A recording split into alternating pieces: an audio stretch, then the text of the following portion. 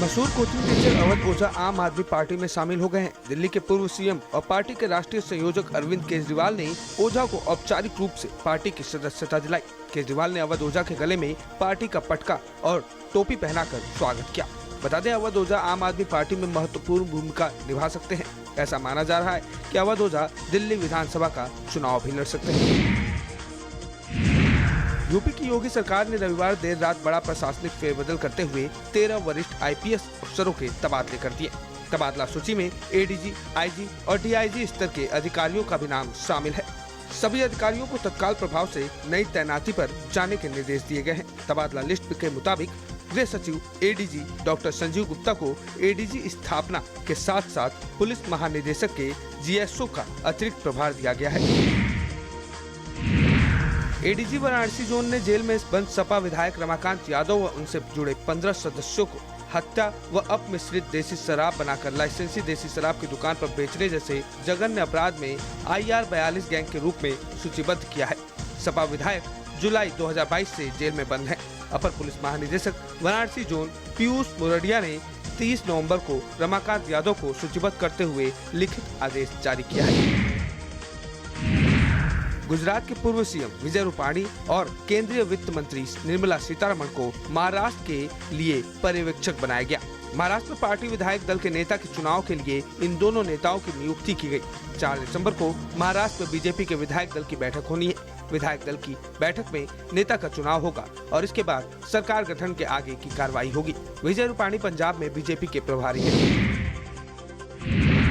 मेरठ से डिप्टी मुख्यमंत्री केशव प्रसाद मौर्य ने बड़ा बयान दिया है। उन्होंने सपा पर हमला करते हुए बोला है कि कुंदरकी में मुसलमानों ने बीजेपी को वोट दिया। करहल में भी यादव ने बीजेपी को मजबूत किया। 100 में से 60 हमारे और बाकी 40 में बंटवारा है। संबल हिंसा पर बोले डिप्टी सीएम केशव मौर्य। सर्वे की आड़ में सपा नेताओं ने विवाद खड़ा किया। इस विवाद में कई लोग घायल, कई लोग मारे गए। सपा सांसद एमएलए की आपसी लड़ाई सड़क पर आई। पहले लोगों को मरवाते फिर प्रतिनिधिमंडल भेजते हैं।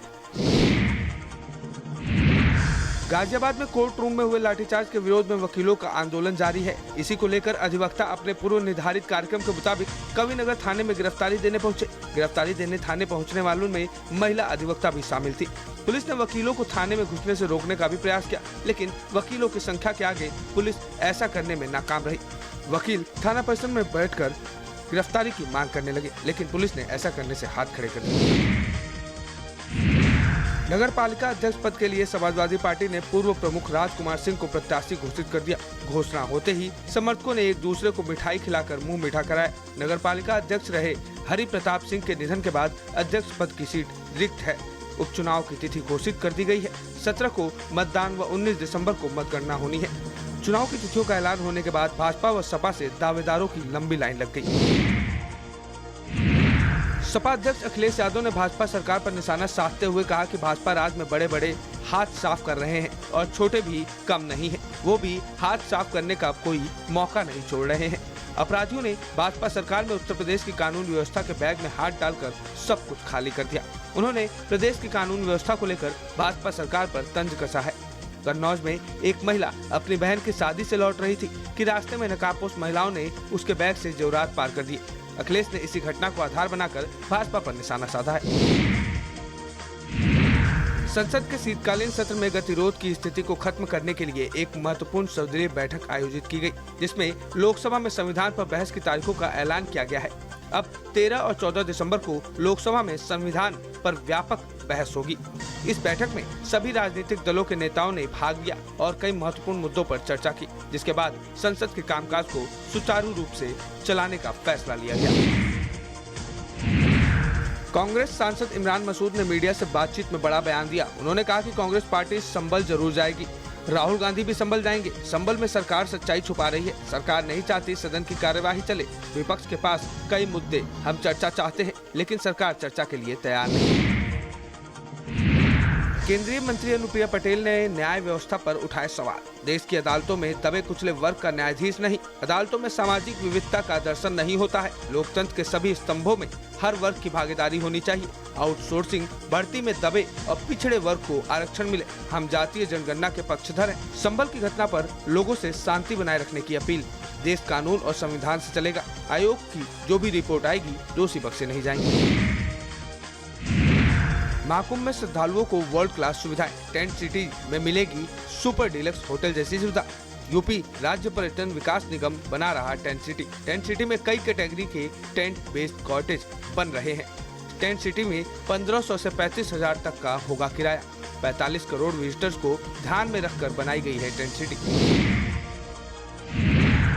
संबल हिंसा को लेकर कांग्रेस प्रदेश अध्यक्ष अजय राय ने बताया कि प्रशासन ने हमसे कहा है कि 10 दिसंबर तक संबल में प्रतिबंध है, उसके हटते ही आपको बता दिया जाएगा। इसलिए हमने तय किया है कि जिस दिन संबल में प्रतिबंध हटेगा उसी दिन हम लोग संबल जाएंगे। ये सरकार पूरी तरह से अत्याचार और अन्याय कर रही है। ये सरकार हिटलर शाही की तरह चल रही है। बीजेपी सरकार में बैठे लोग दंगे की राजनीति और बंटवारे का काम करते हैं।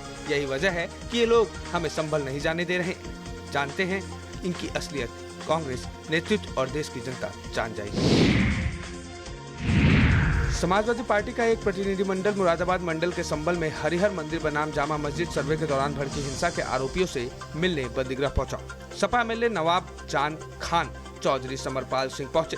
सपा के पूर्व सांसद एसटी हसन भी साथ में रहे मौजूद। जिला कारागार मुरादाबाद में मिलने पहुंचे सपा नेता।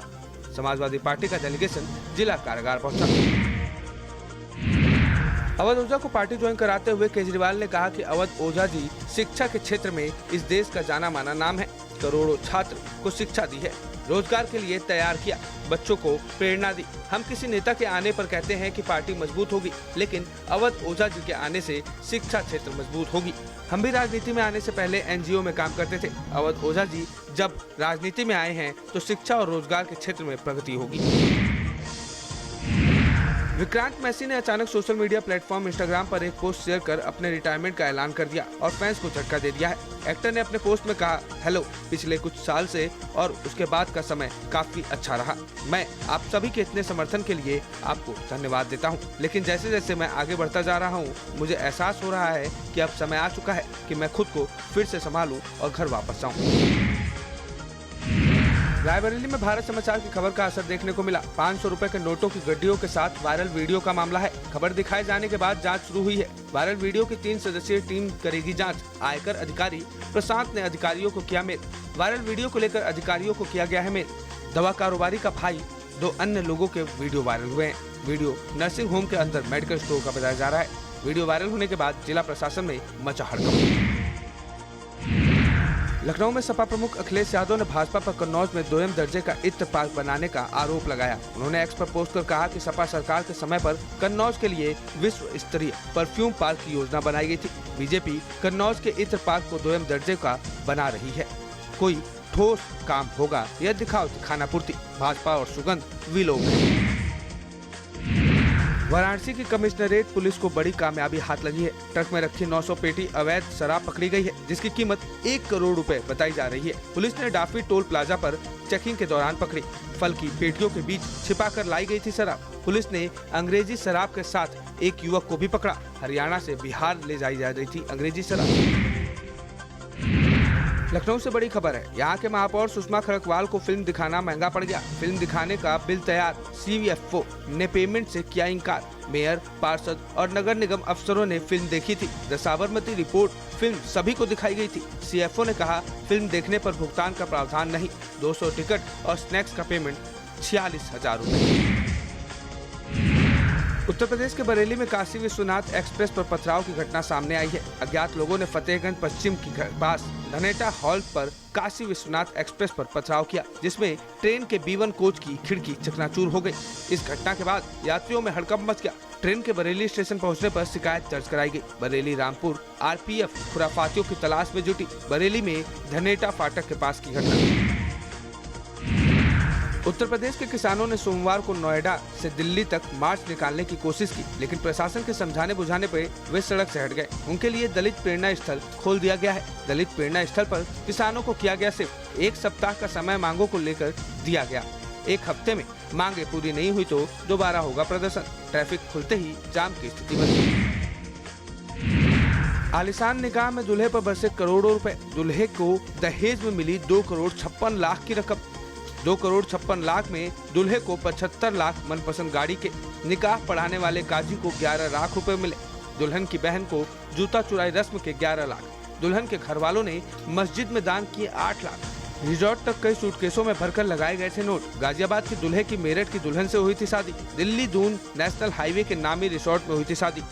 करोड़ों रुपए कैश बांटने का वीडियो हुआ वायरल। उत्तर प्रदेश आयुर्विज्ञान विश्वविद्यालय की 12वीं कार्य परिषद की बैठक कुलपति प्रोफेसर डॉक्टर प्रभात कुमार सिंह की अध्यक्षता में हुई। इसमें पेसमेकर घोटाले में आरोपी डॉक्टर की सेवा समाप्त के प्रस्ताव को मंजूरी दी गई है। यह फैसला 26 नवंबर को हुई बैठक में लिया गया था। आदेश विश्वविद्यालय की वेबसाइट पर अपलोड कर दिया गया है।